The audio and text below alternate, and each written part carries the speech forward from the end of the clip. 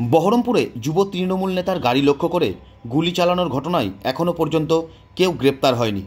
যদিও বহরমপুর থানার পুলিশ ওই ঘটনায় খুনের চেষ্টার মামলা দায়ের করে তদন্ত শুরু করেছে।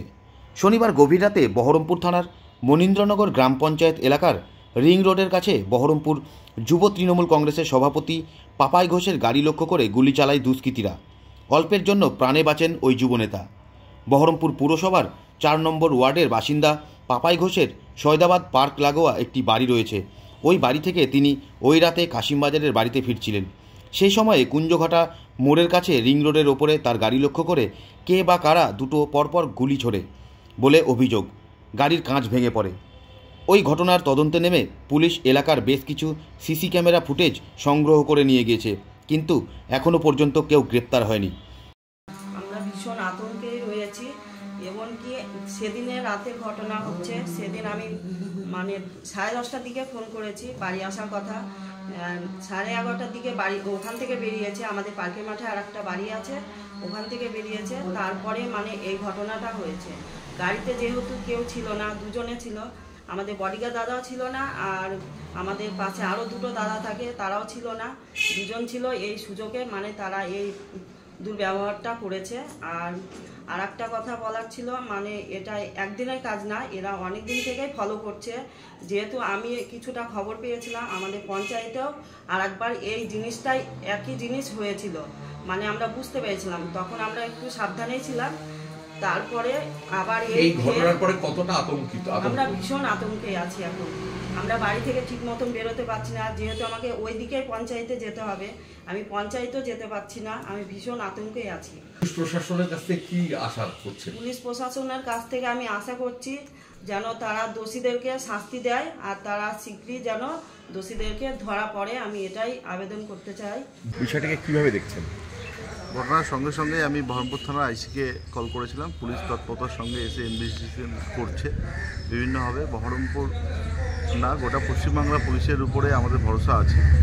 বিশেষ করে বহরমপুর থানার পুলিশ সক্রিয় ভূমিকা পালন করেছে এবং তারা ইনভেস্টিগেশন করছে, কে বা কারা দোষী আছে খুব সত্বরই ধরা পড়বে, এটা পুলিশের উপরে আমাদের অগাধ ভরসা আছে। ওটা একটু ব্যাক সাইড, একটা গলি, স্টেটে সিসি ক্যামেরাটা আছে সামনে পেছনে, ওটা একটা গলির মুখ, ওখানে একটা জঙ্গল আছে, অশোক জয়ীর একটা যে ফরেস্টের ওটা দ্বিতীয় গেট, এই দ্বিতীয় গেটের ব্যাকের মুখেই ঘটনাটা ঘটেছে। দুষ্কৃতীরা আগে থেকে রেকি করেছিল যে এই ঘটনাটা কোথায় করে ঘটানো যায়। আমার বাড়ি থেকে এই বাড়ি থেকে আমার ওই বাড়ির দূরত্ব মাত্র 700 মিটার, এর মধ্যে এই ঘটনাটা ঘটেছে। আমি তো কিছু কি বলবো, আমি তো খুব আতঙ্কে আছি। ছেলে তো আমার একটাই ছেলে, ছেলেটাই আমার সম্বল। কিন্তু আমি চাই পুলিশ প্রশাসন, মিডিয়া যা আছে তারা যেন সকলেই এটা ধরার চেষ্টা করুক, করুক, দ্রুত পদক্ষেপ করা হোক। আমি এটাই তাদের শাস্তি চাই। তারা ধরতে পারলে আমার ছেলে সবাই যেন একটু শাস্তি দিলে তাহলে তারাও একটু ভয় করবে। নাহলে তো আমার ছেলে এই পদে আছে, ধরেন আবার তো সে সুযোগ নেওয়ার চেষ্টা করবে। আমি কে বা কারা করেছে বলে আপনার ধারণা? রাজনীতির লোকেই করবে, আর তাছাড়া কে করবে?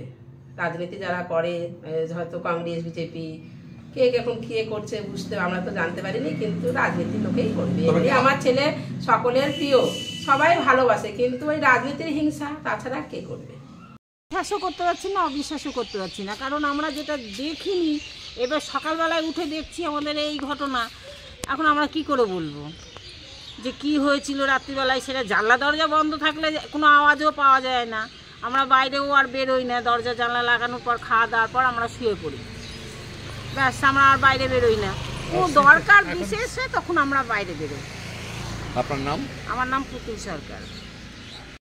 দেখুন, এখানে রাত্রে শীতের রাত, দরজা জানলা প্রত্যেকেরই বন্ধ থাকে। রাত্রে 12টার সময় কি ঘটেছে না ঘটেছে আমরা কোনো আওয়াজ টাওয়াজও পাইনি বা শুনতেও পাইনি। তারপরে সকালবেলায় এসে দেখলাম যে এরকম কিছু লোকজন এসে এখানে সব ঘোরাঘুরি করছে। এরপরে জিজ্ঞেসা, আমি ওখানে যাচ্ছিলাম, আমাকে একজন যে আমাদের এখানকার বলো, কাকা তুমি এখানে এসো না, দেখো। তো ওখান থেকে কি পুরাতে একটা দেখলাম। তারপরে আমি ওখান থেকে চলে আসলাম। আসার পরে কিছুক্ষণ পরে নতুনকে জিজ্ঞাসা করলাম যে নতুন কী ব্যাপার। ও তখন বললো যে এখানে রাত্রেবেলায় কালকে গুলি চলেছে, আমাদের গাড়িতে গুলি করে চলে